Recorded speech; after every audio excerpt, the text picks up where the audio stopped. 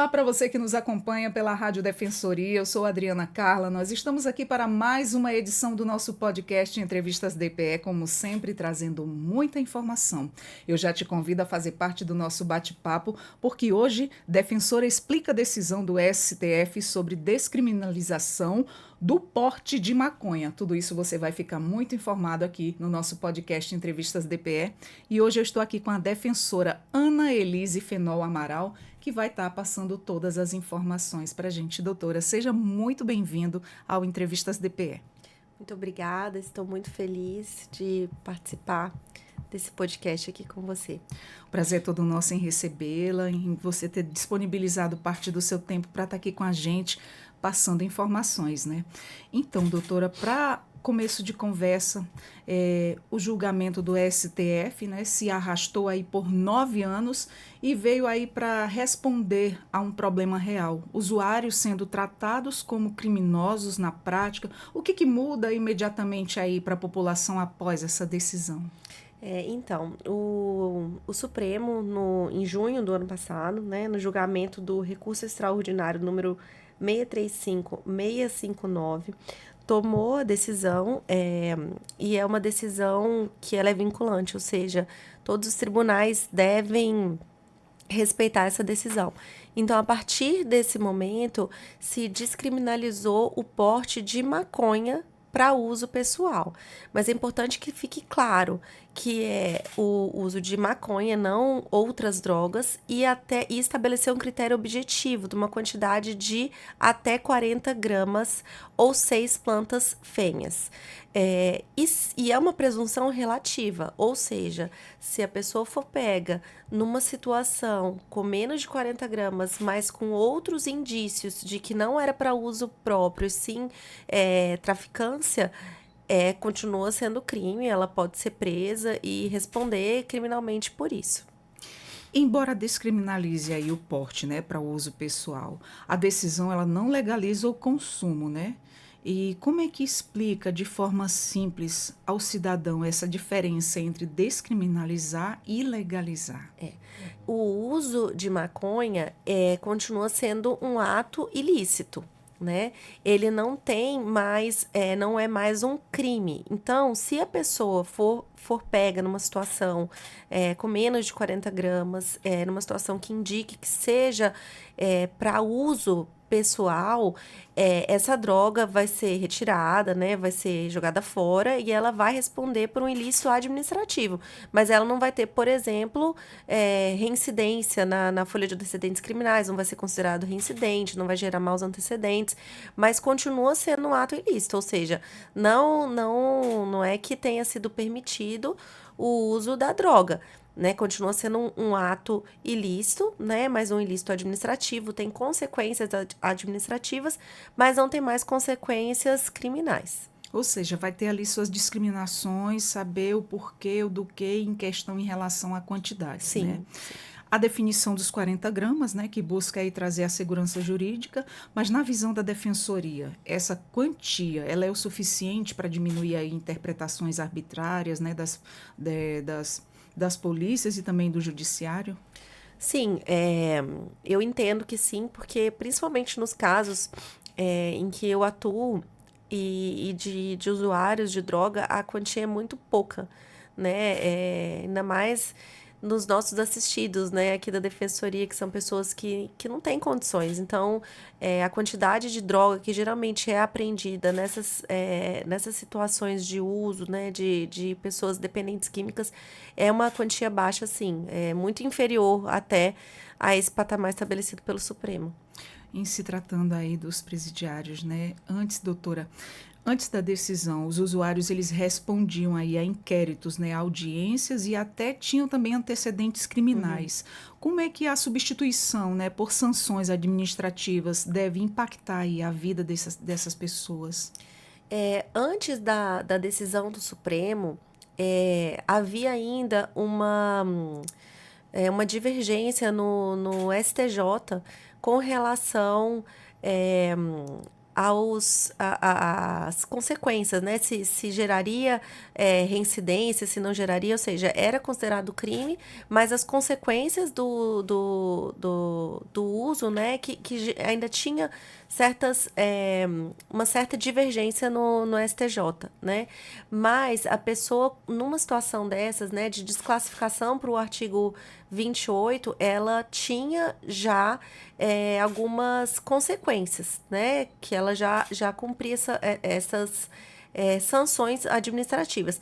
A importância dessa decisão do Supremo foi para esclarecer, criar critérios objetivos, né, e evitar prisões desnecessárias, né? Prisões de pessoas que estavam em situação ali de uso e que acabavam sendo presas até que isso fosse explicado, né? Ela era presa, pessoas que não eram, né? Realmente eram pessoas dependentes químicas, usuárias, e acabavam indo para o presídio numa situação que não era necessária. A presença obrigatória em curso educativo permanece?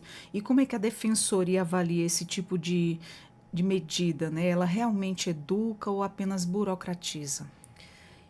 A obrigatoriedade do curso, né, continua, e eu entendo que é de suma importância, né, porque, como eu falei inicialmente, o porte para uso continua sendo um ato ilícito, né, não foi liberado. Então, é importante, sim, a participação nesses cursos, é, assim como tem outros cursos em outras áreas, né, do direito. Então eu entendo que continua, que a obrigatoriedade continua e que é de suma importância, sim. Doutora, com a retirada aí das penas, né, de prestação de serviços à comunidade, a defensoria espera a diminuição da sobrecarga do sistema penal? Com certeza. Com certeza. Não só a retirada, né, da pena de serviço comunitário, mas principalmente o encarceramento, né, que eu acho que é o mais importante, porque a gente já vive um sistema carcerário, não só aqui em Roraima, né, mas no Brasil como um todo, superlotado. Então, com certeza eu vejo como algo muito positivo, principalmente pela questão do encarceramento em massa. Certo. Doutora, ficou definido aí que até 40 gramas, né, caracteriza o uso pessoal, mas a prisão por tráfico, ela pode acontecer mesmo com a quantidade inferior. Na prática, como é que evita que isso seja usado de forma abusiva? Em tese, se uma pessoa for pega com maconha, né? Volto a dizer, não é qualquer tipo de droga, é maconha. E com menos de 40 gramas, numa situação que caracterize o uso, em tese ela não pode ser presa, né? Não deve ser lavrado o auto de prisão em flagrante, não deve ser lavrado o termo circunstanciado. Mas tudo vai depender da circunstância, Essa né? questão, se ele não tem antecedentes criminais, também não está traficando, isso aí já diminui, né? Com certeza.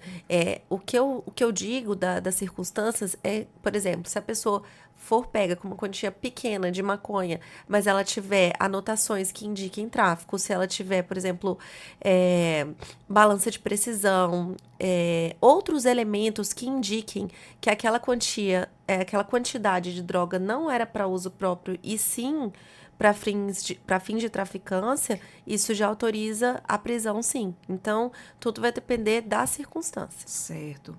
A maior parte dos presos também, né, por tráfico hoje é de jovens, pobres, negros. Essa decisão ela tem um potencial aí para reduzir, né, a seletividade penal e também encarceramento. Sim. Esse foi um dos principais, um dos pontos mais relevantes da decisão, né? Busca abranger essa parte da população e evitar o encarceramento. Diminuir a descriminalização também, né? Sim. Como é que a defensoria ela vai atuar nos casos em que a polícia, né, mesmo diante de novas regras, insistir aí em registrar como tráfico situações aí que se enquadram em uso pessoal?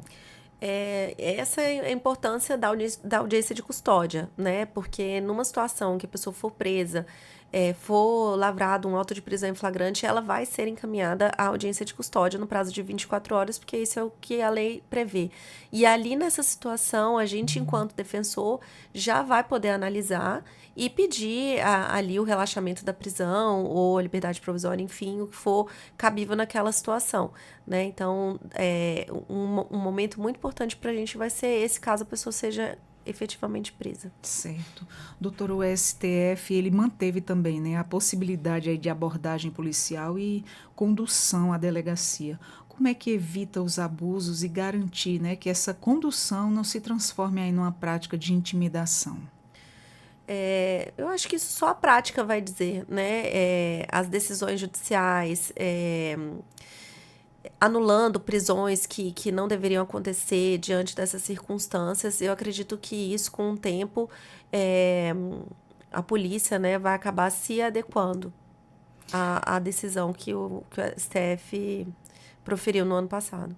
Certo, doutora, a indecisão, ela impede o flagrante por uso pessoal, mas muitos cidadãos também, eles não sabem disso, né? Como é que orientar a população para reconhecer e exigir os seus direitos? Essa é uma pergunta bastante complicada, né? Porque eu acho assim que o mais importante é o conhecimento, né? Então, saber dessa decisão, saber que o STF entendeu que o porte de maconha é até 40 gramas para uso pessoal não é crime. Eu acho que principalmente isso, esse conhecimento é muito importante para que a pessoa possa enfrentar uma situação ali de prisão que seja ilegal, né? Até conseguir um contato aí com o advogado ou com o defensor. Tem que estar informado, né? Com certeza. Mas muitas das vezes a pessoa precisa passar ali pelo profissional para obter todas essas informações. Sim.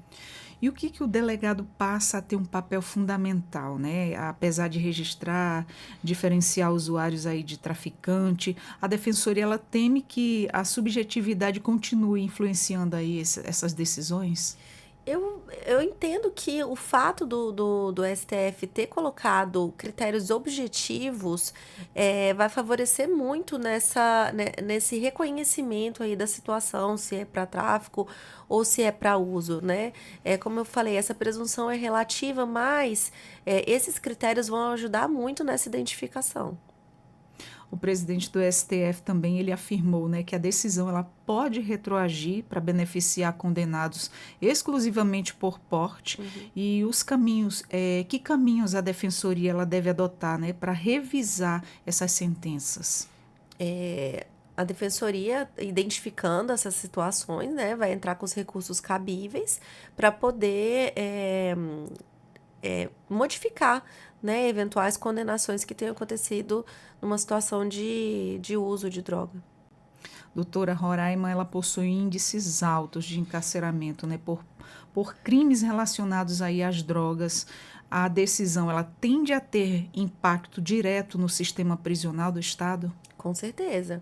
Porque a partir do momento em que se descriminaliza o uso de maconha, né, para fins de uso pessoal, a pessoa não vai poder ser presa, ou se for presa, possivelmente vai ser solta em uma audiência de custódia. Então, com certeza, a quantidade de pessoas encaminhadas ao sistema prisional numa situação dessa vai diminuir. Como é que a defensoria pretende, né, atuar em ações dentro das unidades, né, como foi realizada, né, ontem na PANC, para identificar casos que podem ser afetados aí pela decisão do STF?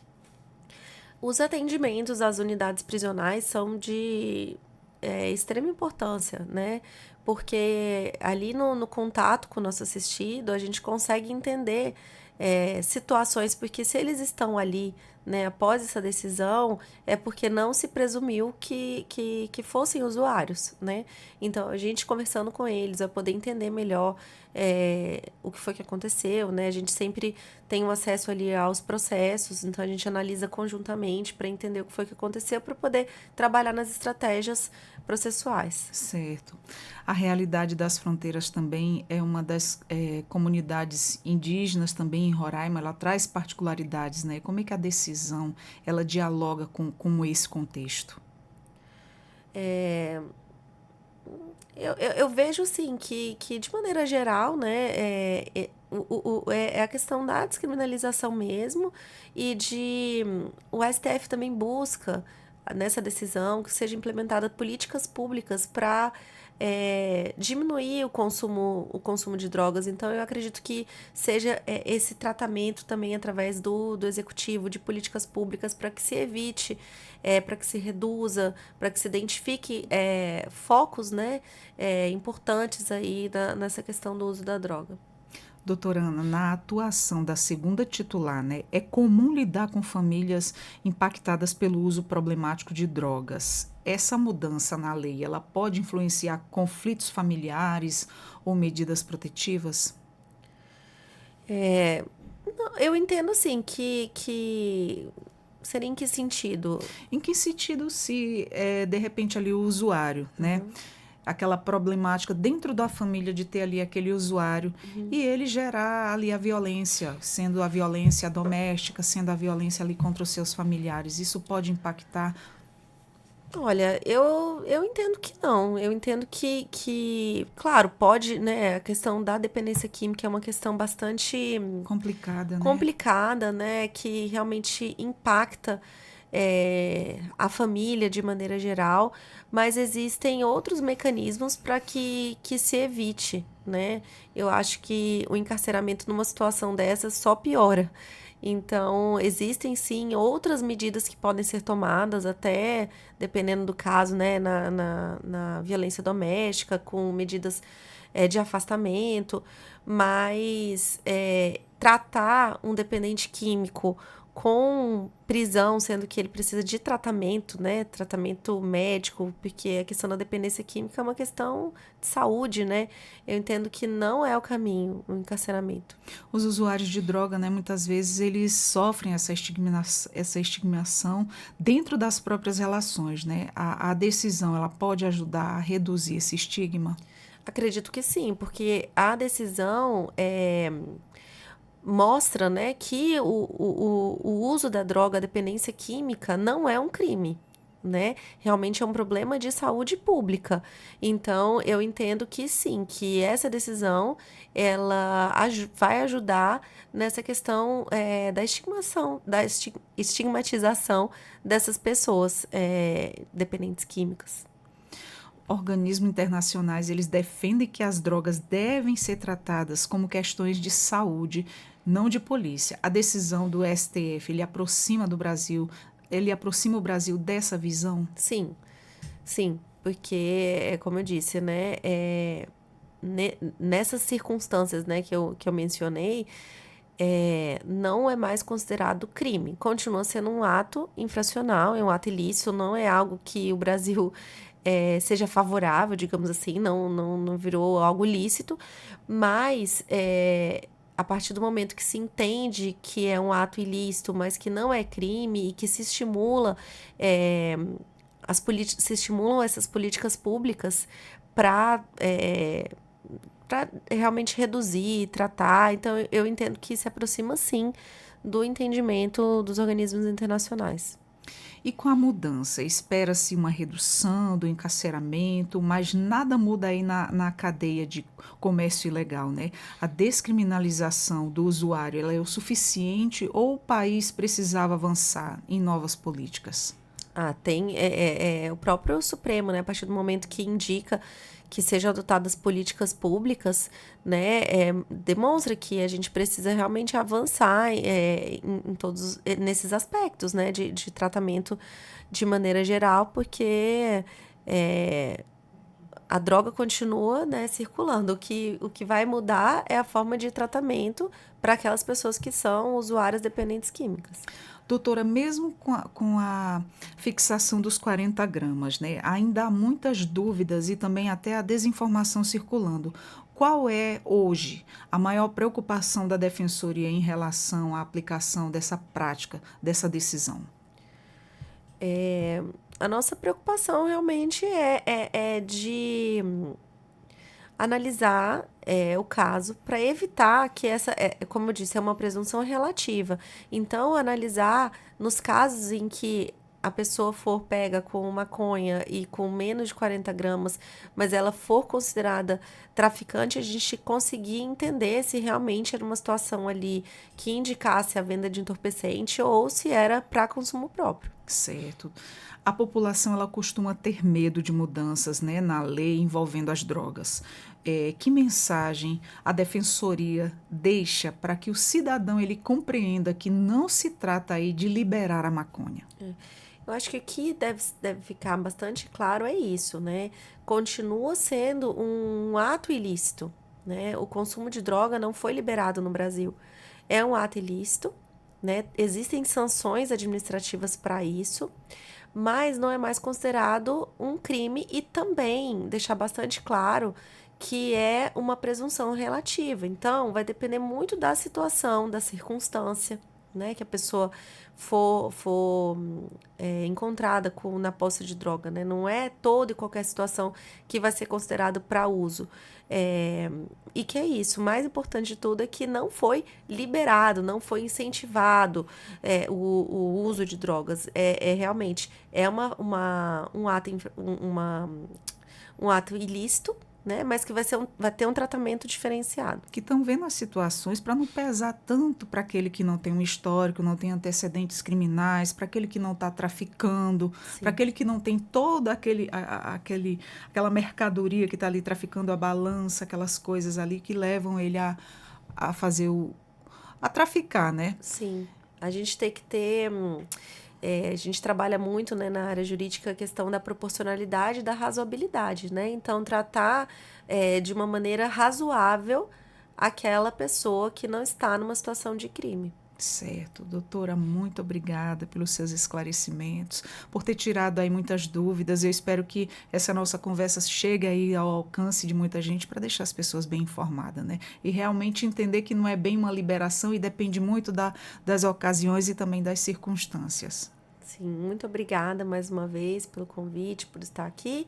E dizer que nós, a Defensoria Pública, estamos à disposição, né, tanto para a parte de esclarecimentos, de educação em direitos, né, que é tão importante, como a gente conversou, né, a gente saber dos nossos direitos evita abusos, evita ilegalidade, né? Então, nós, a Defensoria Pública, estamos aqui à disposição da população, tanto para esclarecimentos em processos, né, em curso, quanto para educação em direitos. Muito obrigada, doutora. Obrigada. Nós conversamos com a defensora Ana Elise Fenol Amaral, que tirou aí dúvidas, né? A defensoria explica a decisão do STF sobre a descriminalização do porte de maconha. Gostou desse assunto? Quer ficar bem informado? Conhece alguém que está precisando ouvir esse tema? Já compartilha. Você encontra a nossa rádio web da Defensoria no YouTube, no Deezer e no Spotify. Eu sou a Adriana Carla com mais um Entrevistas DPE e até a próxima. Tchau, tchau.